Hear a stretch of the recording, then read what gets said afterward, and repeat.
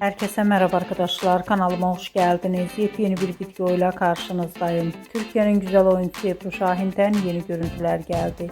Ebru Şahin'in Atina'dan tenis kulübünden olan muhteşem görüntülerini sizler için YouTube kanalımda video halinde sunuyorum. Umarım beğenirsiniz. Arkadaşlar, videomu beğendiyseniz kanalımı izlemeyi ve bildirim butonuna basmayı unutmayın. Şimdilik benden bu kadar olsun. Yeni videomuzda görüşmek üzere. Hoşça kalın.